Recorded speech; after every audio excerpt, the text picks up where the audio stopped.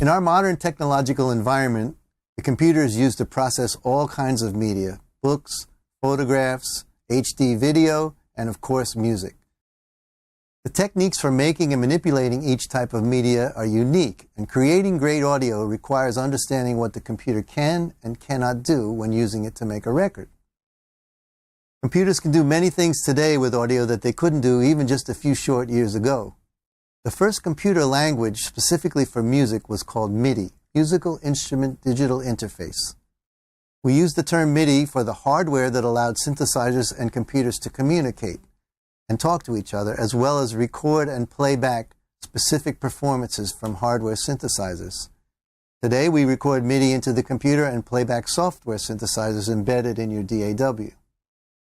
Here at Bass Hit Recording, I'm using a Mac Pro as my central computer. I've maxed it out with as much RAM as possible to make it efficient, and there's 4 internal hard drives, which are also maxed out at 2 terabytes each for lots of storage. There's a lot of different softwares that people use, so I need to keep them around for different clients. So there are many different DAWs, and I've gotten familiar with the language used in each DAW, but they're all quite similar. There used to be hardware samplers connected by MIDI, as I mentioned earlier, but now we use software samplers inside the DAW, and a lot of synthesizers are primarily inside the DAW. The musical data has to be input through controllers, like a keyboard or a drum machine with pads, through MIDI, connected to the computer, and that records the performance of the music so that it can be manipulated later in your DAW.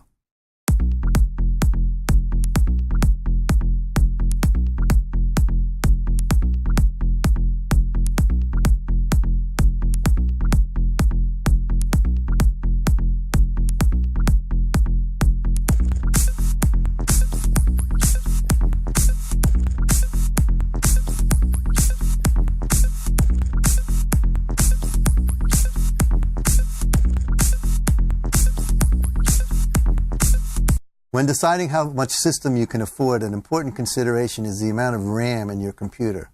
More RAM allows more programs to operate simultaneously and makes everything run more efficiently. Another consideration is hard drives to store your audio. When you record audio, that you can store it on an internal hard drive inside the computer or an external hard drive connected by USB, FireWire, or Thunderbolt.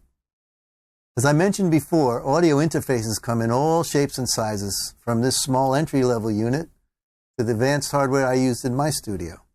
They all do the same thing, converting analog audio into digital information that's recorded in your DAW and can be edited and manipulated. When you're done recording, this process is reversed, and the digital information is transformed by the interface into analog audio that can be played back on your speakers. Today, audio interfaces are connected via USB, FireWire, Thunderbolt, or even a dock or an adapter cable can connect your audio interface to your tablet or your smartphone. In my studio, at the professional level, I actually have PCIe cards in the computer which help the CPU process the audio. These cards connect directly to the interface using a connector called DigiLink.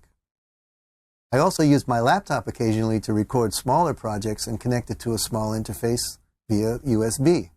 Before you choose an audio interface, it's helpful to know what kind of software you'll be using for your recording project.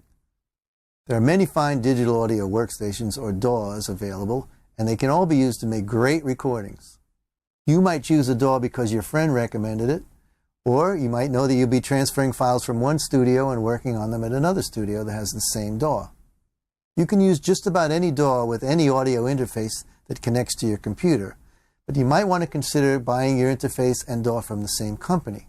That way you know the hardware and software have been designed to work together seamlessly and will eliminate any problems getting audio into and out of your computer.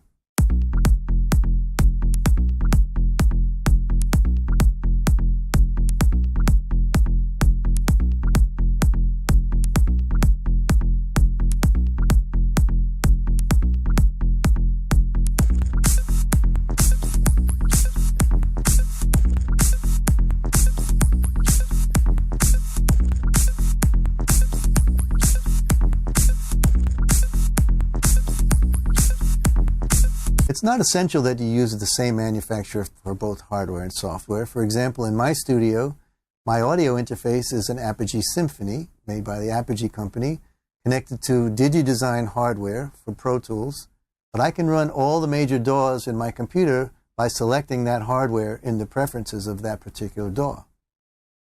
Almost every type of hardware we've been discussing connects to your computer via USB 3 or Thunderbolt cables. Many audio interfaces still use the older FireWire or USB 2 standards, but as the technology evolves, computer makers drop older connections and add new ones. If you use some older equipment, you may need other hardware to connect your audio interface. For example, Mac computers don't have FireWire ports anymore, so you may need a special box called a hub that has a FireWire port and then a connection to the Mac. Almost all interfaces have at least one MIDI in and one MIDI out port to connect the MIDI device like a drum machine or a synthesizer to the MIDI sequencer in your DAW.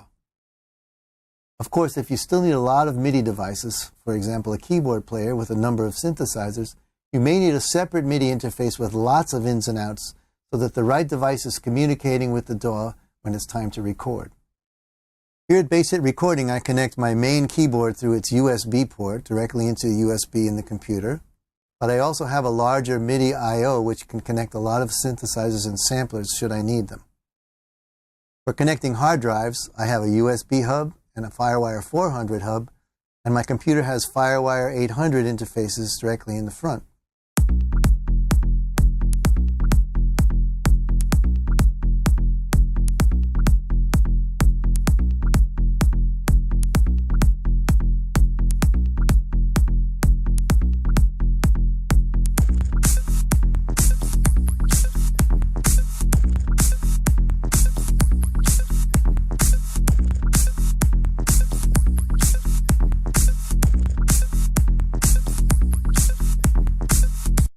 It doesn't really matter what operating system you prefer. There's great software out there for Macs, PCs, even tablets and smartphones. What really helps is to get the most powerful system that you can afford and keep on building the recording system that you set up.